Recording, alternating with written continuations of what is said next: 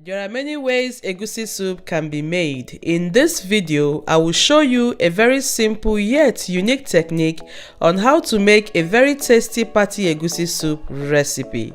One that if you serve your guests, I promise you they will always attend all your occasions.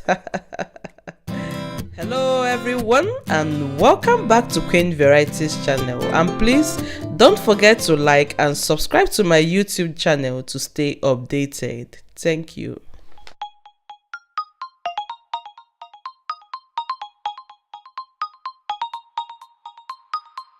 Once the palm oil has been added into the heated pot, allow it to heat for about 1 minute.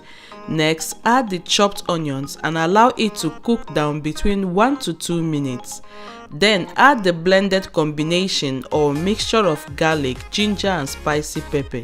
Fry for a few minutes and also add the sweet blended peppers together with the fresh tomatoes if you choose to use it in this recipe. Next, add in the KNOR cubes. I'm using about 4 KNOR cubes because I don't have crayfish, dry fish available. But if you're using crayfish or dry fish, use 2 KNOR cubes only and add your crayfish now to release its flavor into the soup early. Cover and cook between 3 to 5 minutes.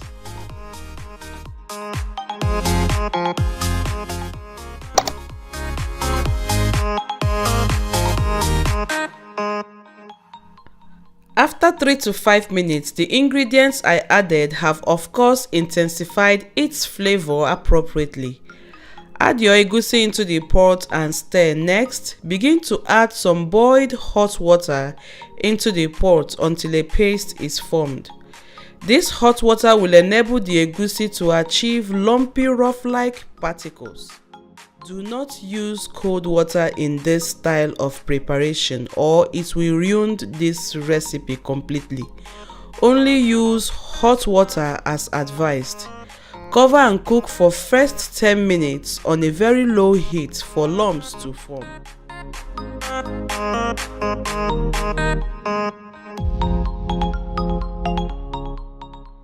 Once the lumps have formed appropriately, the next step is to stir the pot and then increase the heat back to medium to high heat and cook for extra 10 minutes to enable the egusi to cook appropriately and not cause a runny stomach.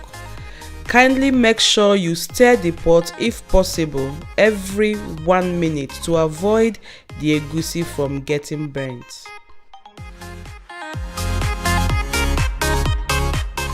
After a total period of 20 minutes of properly steaming the egusi, the oil settling above the surface is a perfect indication you have successfully fried your egusi properly.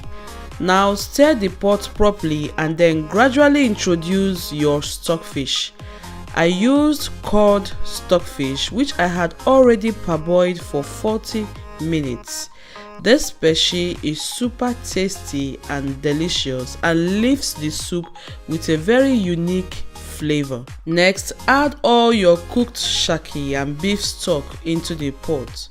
To get my recipe on how to cook a tasty beef, kindly click the eye icon that will pop up on your screen immediately and then watch it. The only different thing to do is that you start cooking your shaki first 15 minutes before you add the beef with spices.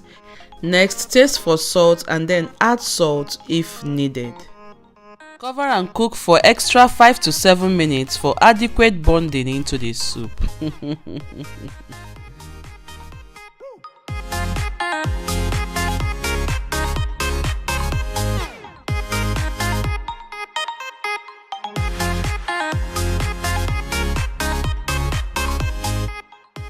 7 minutes later, you notice the soup has boiled very well. Add the grilled beef together with the OLUGBU and stir it appropriately. You can also add some sprinkle of crayfish or dry fish for more smoky traditional flavor or for finishing touch. Feel free to substitute the OLUGBU to any vegetable of your choice, okazi, spinach, ugu or any vegetable at all. But note that for a party recipe, you must use OLUGBU, most preferable for most guests. Cover pot for extra 5 minutes on medium to very low heat, and there you have it guys, your sumptuous, delicious, tasty Party Egusi soup is ready. Thank you so much for joining me in today's episode, and I really hope you guys have enjoyed today's episode. Don't forget to like and subscribe to my YouTube channel to stay updated, and please drop your comment for me in the comment section below. Let me know what you think and feel about today's recipe. Thank you.